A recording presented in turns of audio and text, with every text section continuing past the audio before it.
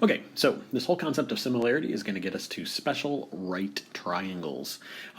We have some right triangles that, with their angle measurements, really help us in figuring a bunch of things out. It's called trigonometry. Trigonometry just literally means the study of right triangles. And there's a lot, and we have a whole course on trigonometry. We could spend an entire year talking about right triangles and looking at how right triangles work. We're doing a crash course here.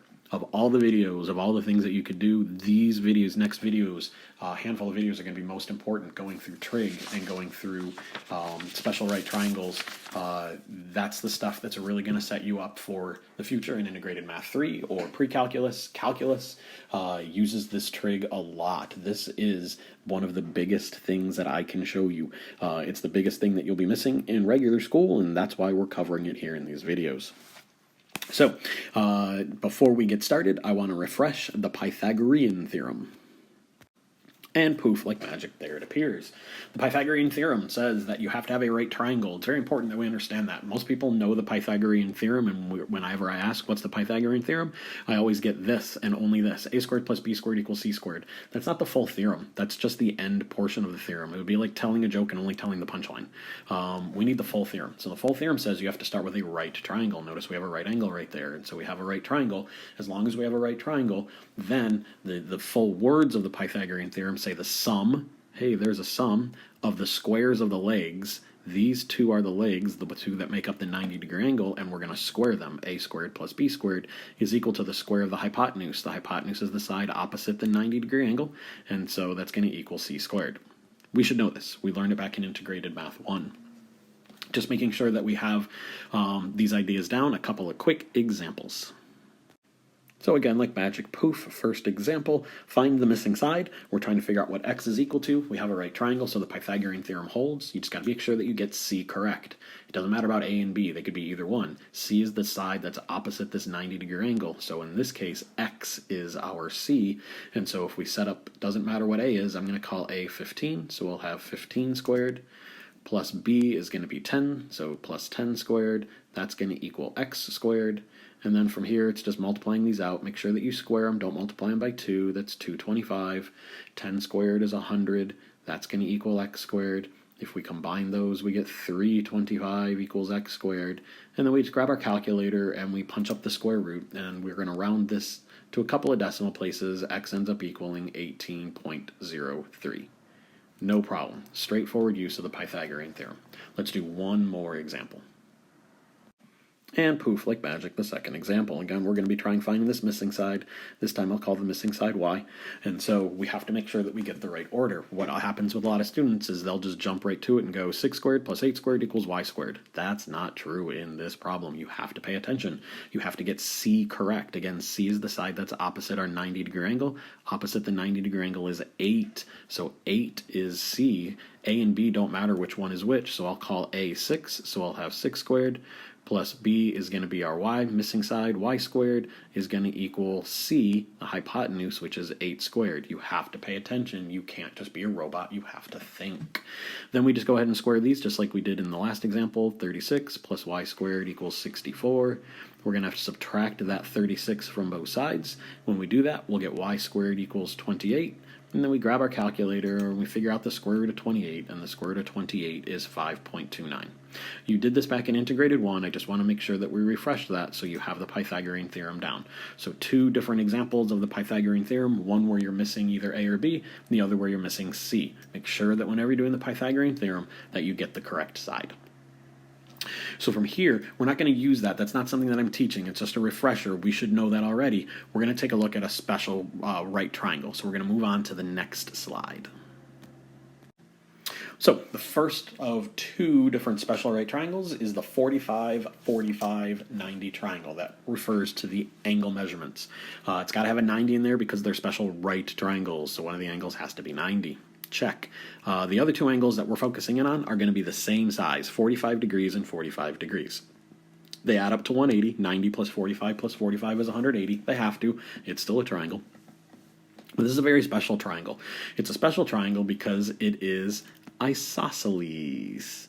If you recall from previous math classes, what isosceles means it has two sides with the same measurement. Two congruent sides is what we could say there. That makes it quicker. So we have two congruent sides. The sides that are congruent are the legs. The hypotenuse can never be congruent to anything. The hypotenuse has to be the biggest. But the legs are going to be the same size in a 45, 45, 90 triangle. All 45, 45, 90 triangles have that property where this leg and this leg are the exact same size. Let's say I know those sides. Let's say that I know that this side is 3. What I'm going to do is I'm going to use the Pythagorean theorem to figure out the hypotenuse. So let's call the hypotenuse x. And so if I go through the Pythagorean theorem, we have a squared, which is one of the 3's, plus b squared, which is the other 3, is going to equal x squared because that's the hypotenuse. If I work these out, 3 squared is 9, so now I have 9 plus 9 equals x squared. And if we add that up, we get 18. That's no big deal. And then we're going to take the square root to figure out what x is, so x ends up equaling the square root of 18. Now if you recall how we do square roots, remember from first semester we broke down square roots. You may have done it last year in Integrated 1. The square root of 18 can be broken down into the square root of 9 times the square root of 2. And if we simplify the square roots that we can, I know the square root of 9 is 3. The square root of 2 is nothing that we have memorized. It's not a whole number. And so there's the hypotenuse. X ends up equaling 3 times the square root of 2, which is kind of weird because if we look at the sides, each side is a 3 and a 3, and then the square root reduced down to 3 square root of 2. I wonder if that is always going to happen or if that's what we call a coincidence. How can we figure that out? Well, let's try another one. What if I have a 45, 45, 90 triangle, but this time around this side is not a 3, let's make it a 7. I'll go ahead and I'll call the hypotenuse y. This is definitely a 45, 45, 90 triangle without me labeling the angles, because this is 7 and this is 7, that automatically means that this angle and this angle have to be the same, and since the angles have to add up to 180, the only possibility is that they're both 45 degrees. If I try and figure out y the same way that we figured out x in the last example, we'll take our legs, 7 squared plus 7 squared, and that's going to equal y squared. Equal y squared. I know what 7 squared is. It's 49, so this becomes 49 plus 49 equals y squared, and 49 plus 49 is 98. And then I'll go ahead and I'll take the square root so I can figure out what y is. So y would end up equaling the square root of 98. And the square root of 98, just like we broke up the square root of 18, the square root of 98 could really be written as the square root of 49 times the square root of 2. And I know the square root of 49, it's 7. OMG. It worked out exactly the same as it did in the first example, where both sides were 3, and the hypotenuse ended up being 3 square root of 2. Now both sides are 7, the hypotenuse ended up being 7 square root of 2. So I wonder if we have a rule for that. You probably already know the rule, but in math we have to prove it. And so here's what I'm going to do. I'm going to draw one more 45, 45, 90 triangle. This time I'm going to call the sides x, because I don't care what they are, but they have to be the same. So that would be x and that would be x. And then I'm going to try and figure out, I'll call the hypotenuse z. Now, maybe you can predict what that measurement should be. We can possibly figure out what z is going to end up equaling. But let's go ahead and do the math to see if what you're guessing is true. So I have to take my legs and square them according to the Pythagorean theorem. So my two legs are the x sides. So x squared plus x squared would have to equal z squared. Now, unlike in the other problems that we did, we could actually square out those numbers. I can't do x squared and come up with just a number, so it's just x squared. But these two are like terms. X squared and x squared can get added together. Be careful. Remember how we add things. That's going to be 2x squared, not x to the fourth, not 2x to the fourth, just 2x squared. So, just like we did in the last example where we had y squared equals 98, or the example before we had x squared equals 18, we wanted to take the square root because our goal is to figure out what z is. And so if we take the square root of z squared is z. Equals, on the other side, if I take that square root, it's just the square root of 2x squared. Now, just like I did with the other problems, I can break that apart as 2 square roots. I can write that as, and I'm going to change the order, I can write that as the square root of x squared times the square root of 2. And I know the square root of x squared, it's just like the square root of z squared was z, the square root of x squared is just x, and so we get what I hope, ooh, I don't like that multiplication sign. There we go. We get what I hope you had guessed this would be before we even did the problem. That the hypotenuse is whatever the side length is times the square root of 2. If that side length is a 3, 3 square root 2. If the side length is a 7, 7 square root 2. If the side length is x, then the hypotenuse is x times the square root of 2. This always works in a 45, 45, 90 triangle. What we will often do is we will, nope, wrong marker, we will often draw this up and memorize this triangle, knowing that this is 90 degrees, this is 45, this is 45. If this is x and this is x, then this is automatically x times the square root of 2. So let's take a look at a couple of quick examples of how we're going to use this idea. Boom, like magic. So, first example, find A and find B. This is definitely a 45, 45, 90 triangle. We can clearly see the angles marked. Since the angles are marked as 45, 45, that means that this side and this side have to be the same. So right away, we can figure out A. A is 4. How super easy is that?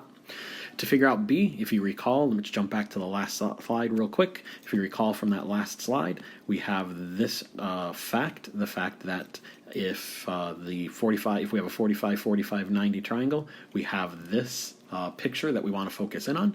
And so, you know what, let's go ahead on the other slide and let's just put that in the other slide, knowing that we're using that.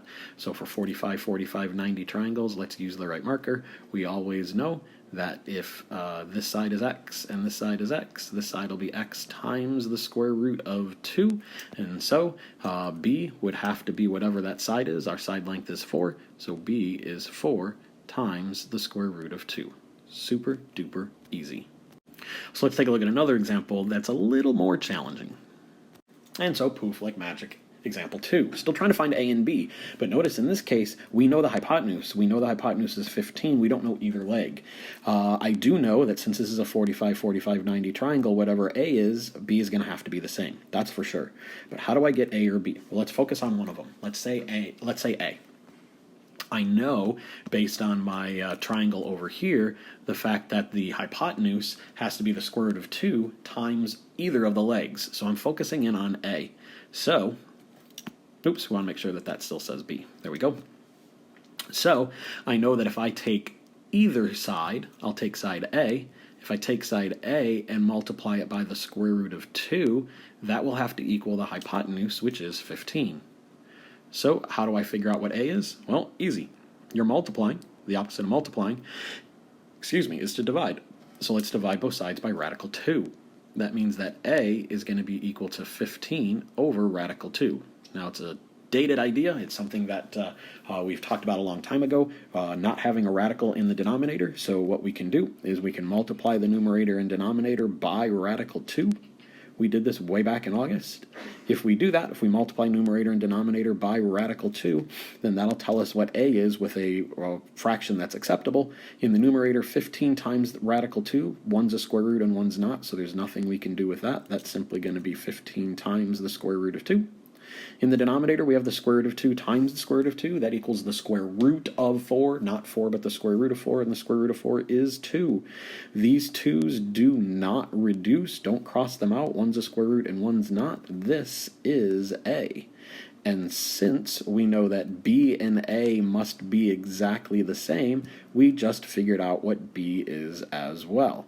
B is also going to be 15 times the square root of 2 divided by 2. That's the 45, 45, 90 triangle. That's pretty much the only 2 cases we're ever going to have, so that's pretty straightforward. On our next video, we'll look at another set of, another special right triangle called a 30, 60, 90 right triangle, and we'll see how those work. Until then, have a great day.